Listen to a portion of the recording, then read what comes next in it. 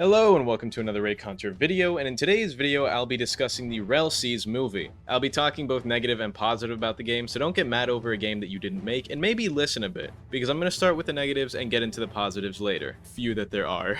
Make sure to subscribe, since only about 20% of the people watching right now are actually subscribed. Now let's just get into the video. And make sure to like the video, because about 80% of the people watching this are going to dislike it. Anyway, let's get straight into it. Alright, so first of all, the Rell movie is god-awfully terrible. The second one, that is. I would love someone on the development team to explain a few things to me. First of all, your game, right, marketed towards children, kids and teens, the same people that play Blox Fruit and GPO. So, could you please explain to me why you are marketing your One Piece game and then the third word in the entire movie is cunt? Second of all, why did you guys use the boys as a way to market your One Piece game? Your target demographic is like 6 to 16-year-old boys. And 6-year-olds aren't really watching The Boys, which is known for being extremely violent. So why are you using it to market your One Piece game? And every other word in the first 90 seconds is either cunt or fuck. This is one of the worst design and advertisement choices I've seen in years. And just so you all know, I watched the entire Rell movie to talk about this, and I went through a bunch of their older videos too, so I would have some more knowledge on the game so I could properly hate. But very important to mention, they had a 9-month period from the last Rell movie, and they couldn't get higher quality voicing for all of the characters in this. Like, listen to this. I'm Jack Sparrett. My soul is stuck inside this bird, but anywho. Why is the audio quality on this parrot talking so low? It's compressed and way too bassy. I don't know if it's a microphone issue or if it's like they made this in a rush issue, but all the voice acting in the Rell movie is like this. Not just the parrot. Like, look at this. I'm Big Boss Man. This is not good. Why is it voice acted like that? Anyway, I mostly wanted to talk about the game itself, so let's just get into that. I just thought it was important to talk about the absolutely awful design choices in the Rell movie. I don't care if this video gets disliked by all the Blox Fruit and GPO fans. Views are views, and money gets me a tax write-off when I donate the revenue this video will make at the end of the month. Anyway, the first thing we see is PvE. So many people, 9 months ago in my last video, said the combat was unfinished, defending it when they haven't even played it. But the thing is, it just doesn't look good in PvE.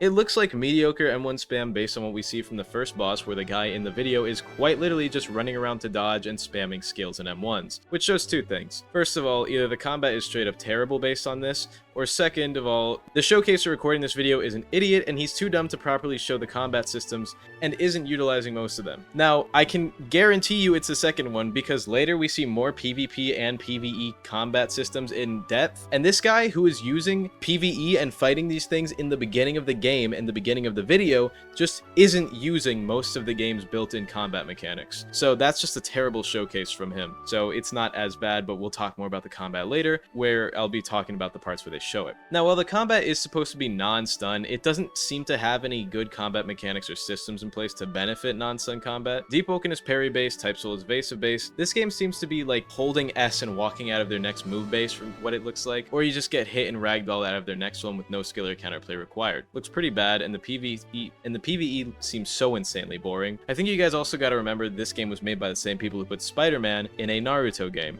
Now, that's not really relevant, just, you know, explains the questionable design choices. But back to what I was saying about holding S and walking out of their next move, all of this stuff makes the game look not non-stun in the PvP that we see later. Like, later we'll see PvP and it looks closer to mini-stun combat in Rogue Lineage, where the M1 combos aren't exactly escapable, but I'll talk more about that later. Anyway, after the first PvE showcase, 11 minutes in, they immediately go back to the asinine Billy Butcher voice and saying cunt every other word in their trailer for a game marketed towards kids. The next bits show off some of the maps, which honestly the builds in Rell do look very good, but good aesthetics don't really make a good game. So while the builds look amazing in my opinion, the gameplay looks rather mediocre from what we can see. So let's hope this game has a story worth playing like Arcane Odyssey, or this is going to be a very mediocre mess of a game, and it's basically just going to be a hyper-glorified GPO or Blox Fruit. The aesthetics really are the only thing I can compliment. The animations, models, builds, and effects are really nice, but if the game is boring, it's not really worth playing now, is it? Anyway, after showing off 10 whole minutes in this 45-minute video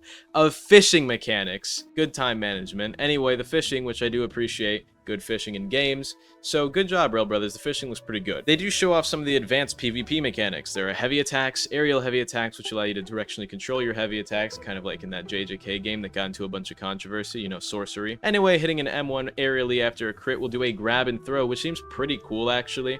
The grab and throw is directional, and you can actually throw players into each other and into like obstacles and stuff to deal extra damage, or you can throw it into people to deal damage to both of them, which is actually really cool, and I actually really like that system. And you can also do a down slam. They also have a super weird dash mechanic. For some reason, dashes only share cooldowns across an axis, so left and right dashes share a cooldown, and forward and back dashes share a cooldown. And then only left and right have iframes, while the forward and back ones are kind of like you go in to get a combo with that. You can also slide kick, which is whatever. Now, one thing that's very interesting that I noticed, I said I would bring up earlier, is that many people told me this game is supposed to be non-stun combat. But from an M1 chain he threw out here, it seems more like mini-stun combat, similarly to Rogue Lineage. Now, maybe the guy was just letting him hit and it wasn't blocking, but later in the trailer when they're doing a PvP showcase, we can see the guy not getting out of another M1 string. So the game clearly has some stun and isn't non-stun based, because M1s which stun and moves which don't stun would signify mini-stun combat. So it's probably closer to Rogue Lineage than Deep Woken, like people have been telling me for the last 9 months. Anyway, they then do a little combat demonstration, which makes me think it's still, you know, mini-stun or true stun combat, because non-stun combat does not look like this. Class and talent system does look really good, though, with a lot of potential build variety, which is really cool. But they didn't show it for very long, but it's pretty alright looking from what we saw. What is really cool, though, is that the devs decided to do what Deep Woken didn't do, which was add a semi-move creation system in which you mix traits onto a move to change its properties, which is a really cool system, similarly to Deep Woken Sparks, but in my opinion, this is honestly executed way better, and is probably closer to what Deep Woken's mantra creation was supposed to be. So I really like this. Anyway, after their aerial PvP showcase, this happens. Now that you're the right cunt.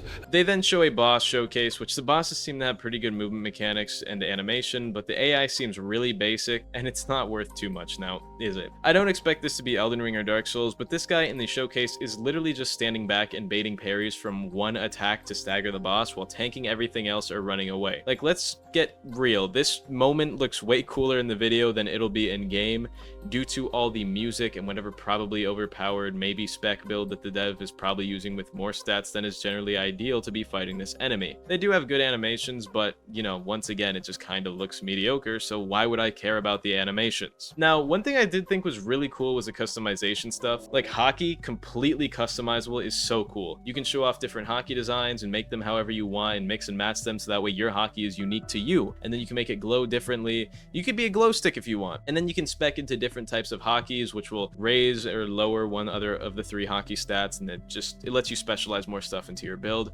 And from what I've heard, at least from like Revolver AGZ, you get like one slot and you kind of just have to go on that slot. You kind of just have to make a new slot if you want to get new stuff. And then people were telling me as well, oh, the game isn't going to be a gambling bandit beater. PvE makes it look like a bandit beater, and I guarantee you people are going to be bandit beating because nobody wants to fish or cook for EXP. Let's be real, okay? It's going to be mostly bandit beating for progression unless there's a lot of PvP progression, in which case it'll probably become closer to Deep Woken. Now, for the gambling part, your faction does really matter. You do choose it though, but there is no gambling. I know, I was wrong about that. Sorry. What I wasn't wrong about though was the fact that factions would have different buffs and debuffs, which is very important to list because you'll basically have to be sacrificing things to go for other things exclusive to other factions, which is pretty cool. And oh my god, can Roblox anime games stop adding Black Flash? It does not belong in your game. Not even just Roblox anime games, Roblox games in general. This is One Piece, and look at this. They are putting Black Flashes in the One Piece game.